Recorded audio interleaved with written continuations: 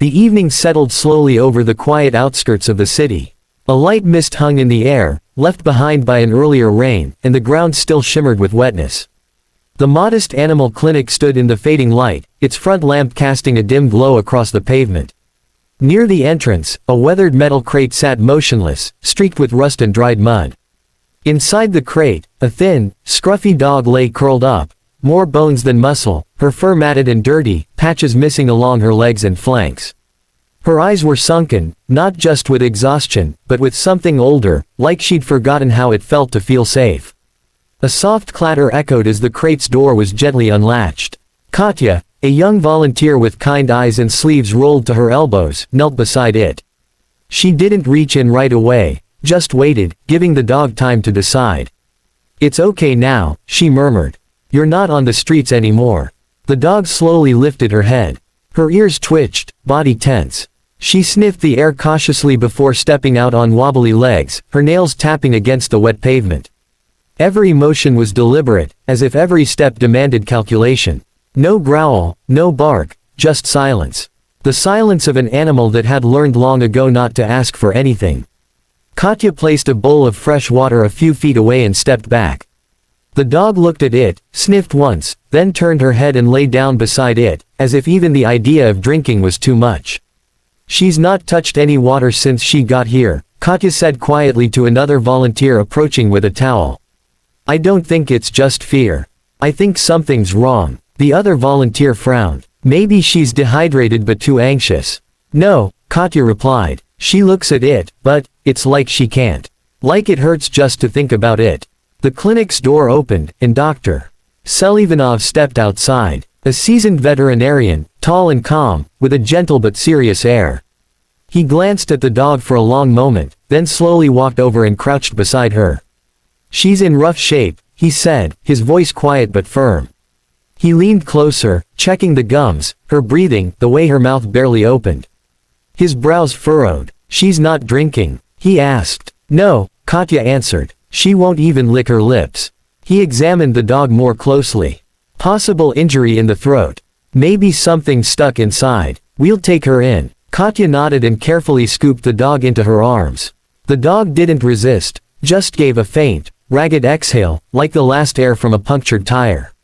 She didn't fight. She didn't flee. It was as if she had already surrendered, and now, she was simply waiting. Inside the examination room, the fluorescent lights buzzed faintly overhead, casting a sterile glow over the cold metal table. The air smelled faintly of antiseptic and damp fur. The dog lay motionless, her ribs rising and falling in a slow, labored rhythm. Her paws were curled tightly beneath her body, as though she were still bracing for something: pain, fear, a blow. Katya stood at her side, one hand resting gently on the dog's back, whispering soft, soothing words. Her eyes stayed fixed on the animal's dull, exhausted face. Dr. Selivanov moved with practiced calm, pulling on a pair of gloves and adjusting a headlamp. He peered into the dog's eyes, gently opened her mouth a little, and immediately paused. "She's keeping her jaw clenched, tightly. That's not normal," he muttered. He reached for a tongue depressor and a small flashlight, gesturing for Katya to help. "Hold her steady for me. I won't hurt her, but I need a better look inside." Katya nodded, leaning in close and gently supporting the dog's head as the doctor worked. The dog flinched slightly, her breathing quickening. As the tongue depressor went in, "There," Selivanov said quietly, his voice tightening. "Something's definitely lodged in her throat. Far back. It's not just inflammation." He set down the flashlight and picked up a long, curved pair of forceps. With infinite care, he eased the instrument into the dog's mouth, watching intently through the lens of his headlamp. The dog gagged, a strained sound escaping her throat, but didn't struggle. Her eyes flicked up toward Katya, wide and dark. "You're okay, girl," Katya whispered, her hand never leaving the dog's shoulder.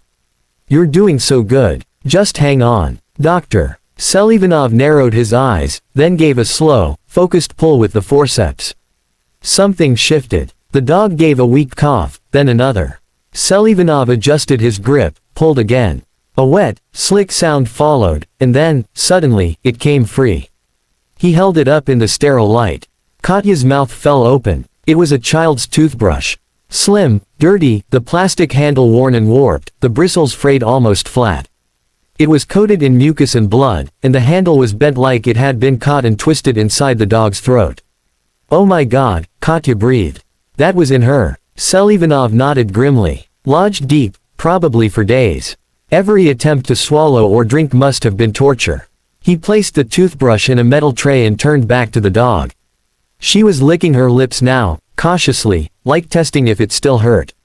Her breathing had slowed slightly, more even. Katya quickly set down a bowl of water again. The dog sniffed at it, hesitated. For a long second, she just stared. Then, she leaned forward, and began to drink.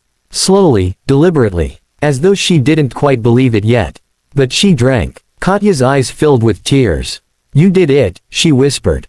"You made it through." Selivanov removed his gloves and stepped back. "She's not out of the woods, but this was the worst part," he said quietly. "She's a fighter. One with a second chance now." And for the first time, the dog didn't look away. She looked up, right into Katya's eyes, as if she finally understood.